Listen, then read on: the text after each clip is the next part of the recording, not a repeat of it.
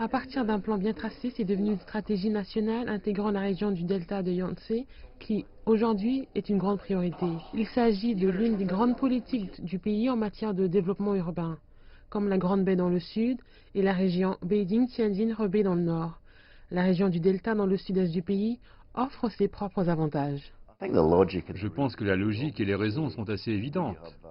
Nous avons une infrastructure intégrée et un hub de transport clairement défini, présent dans les grandes villes provinciales de la région du delta du fleuve Yangtze, comme Shanghai, Nanting, Hangzhou, Suzhou et autres.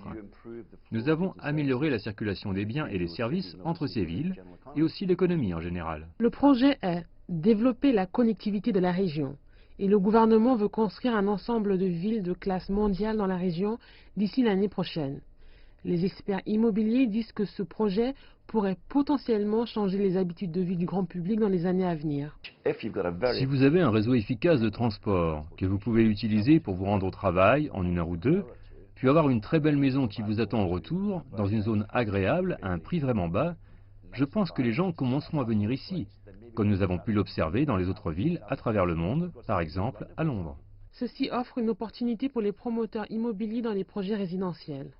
Je pense que les promoteurs verront les zones résidentielles dans les villes de troisième tiers comme un élément important qui n'a peut-être pas encore été exploité. Cette région est le hub technologique du sud-est de la Chine comme Alibaba à Hangzhou. La haute technologie est la voie que les officiels et les experts veulent suivre.